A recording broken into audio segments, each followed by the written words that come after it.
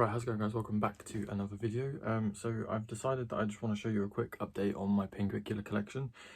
The majority of it I'm keeping it indoors at the moment because these are subtropical species. I've got a lot of Mexican pings and I do have some hardy varieties, but they are in the garden. I think I've only got one, which is Pinguicula grandiflora. Yeah, I don't have the other one, which is, I don't have the other one. But I've been keeping them in a propagator under the grow light.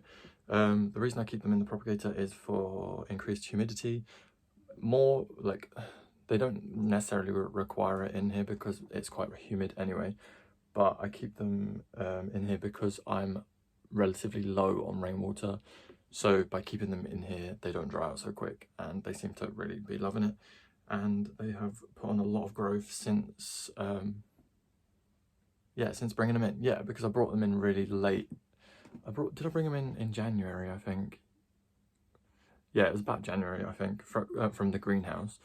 And since then, they've put on just so much growth because they're in better conditions. And yeah.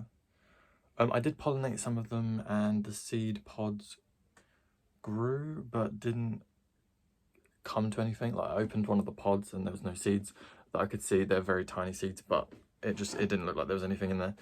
So I'm going to show you in detail. I'm going to take them all out one at a time and show you them. But I'll probably turn the camera around so we can get some nice detailed shots. And yeah, and there's a slug in here as well, which I can see it, so I'm going to try and get it out. Because he's slowly been eating little bits and bobs, but he's like so tiny that he's not doing any particular damage.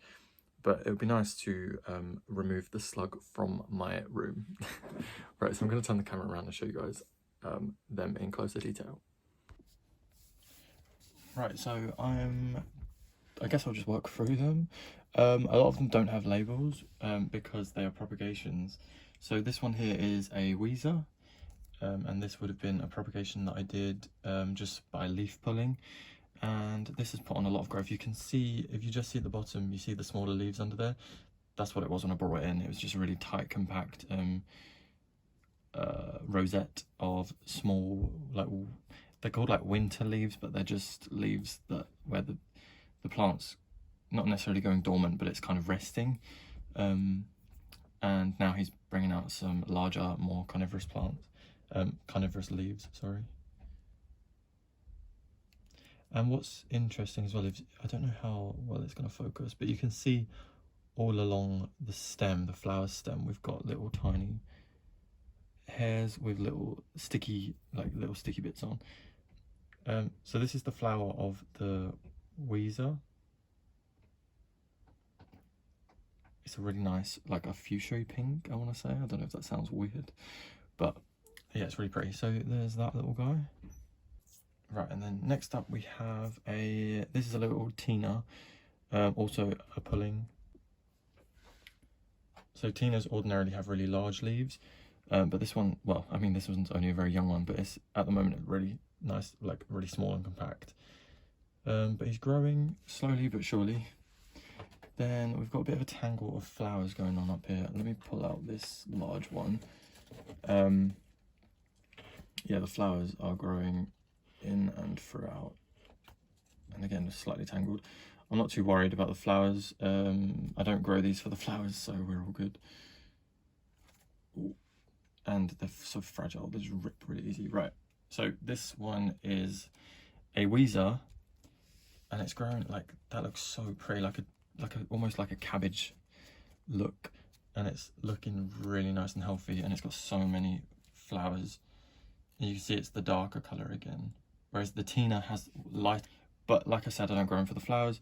This one, the seed pod, you can just see he's growing a seed pod. I think that was the one, it must have been the one that I pollinated, but then that one also has grown a seed pod. Right, yeah, so that one's doing really well, and it's actually kind of turned into several plants in there, but that one has grown so much, and in the summer I think it's going to get a lot more of it. It's like pinky colour.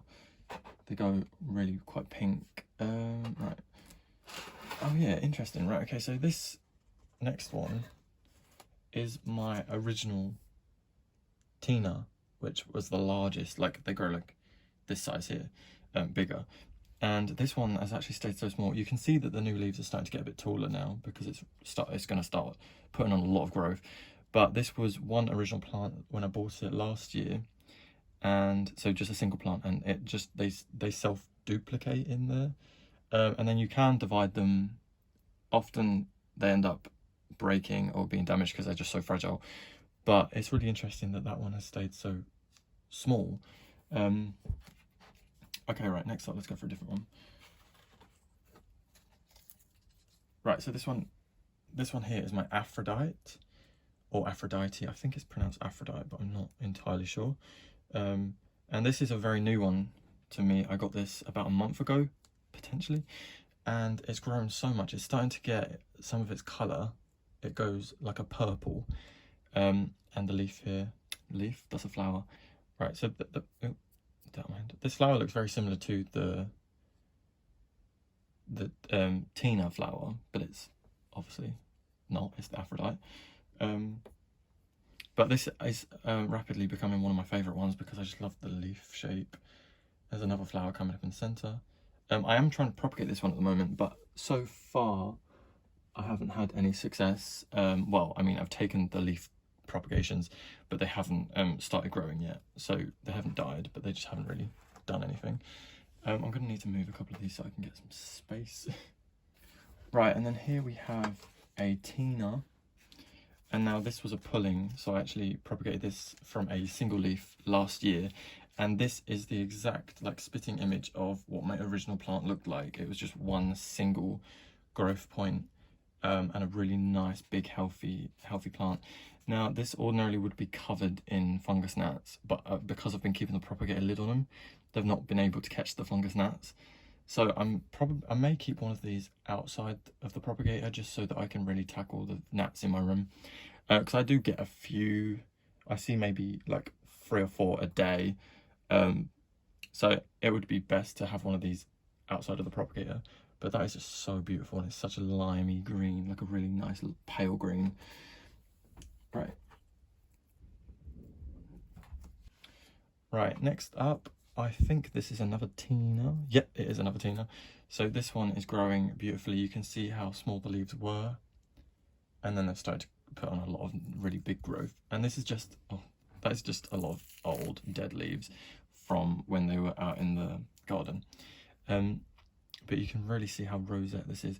One thing pings really suffer with quite bad, or they get really uncontrollable quite quickly, is aphids.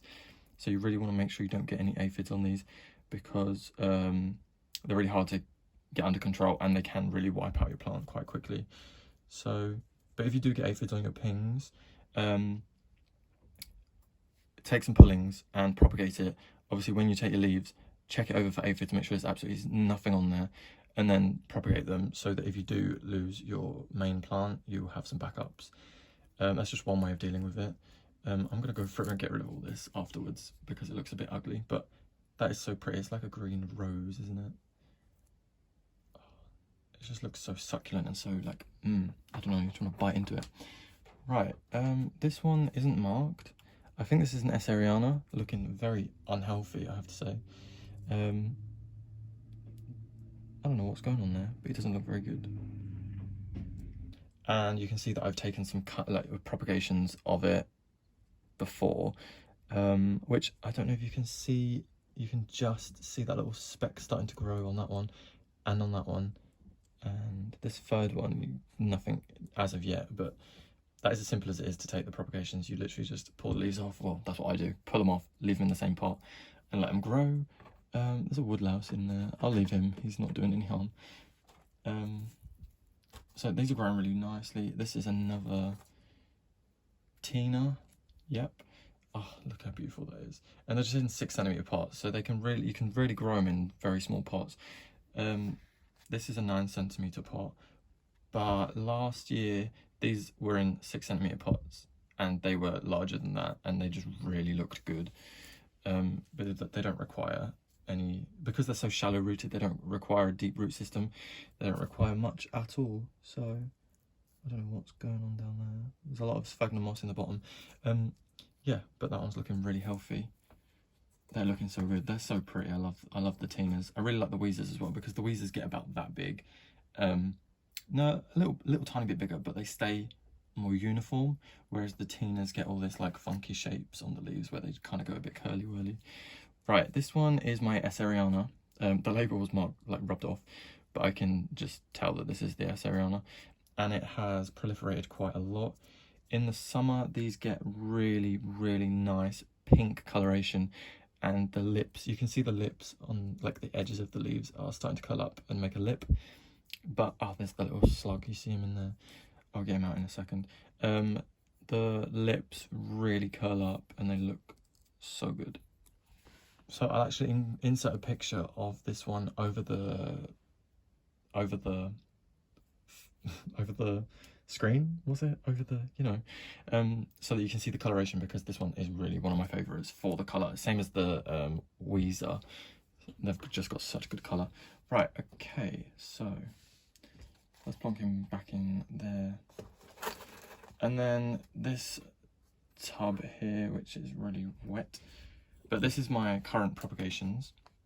There's just dead leaves everywhere. Luckily, they don't really go mouldy. They just kind of dry up. Right, so this is... all of the small ones are Esserianas around here. And then we have like a drift of Weezers. And you can just see the Weezers starting to get some pink coloration there. We've got an Aphrodite here, an Aphrodite here. Nothing just yet, and actually that leaf is going mouldy on the end.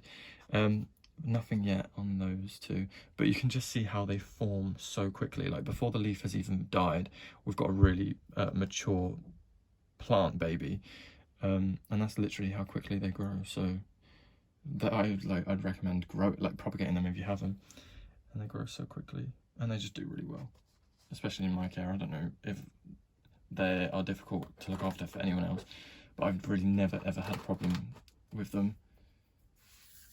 And I'd say they grow relatively well. I'd say they grow really quickly in the right conditions during the winter, and obviously the early spring outdoors.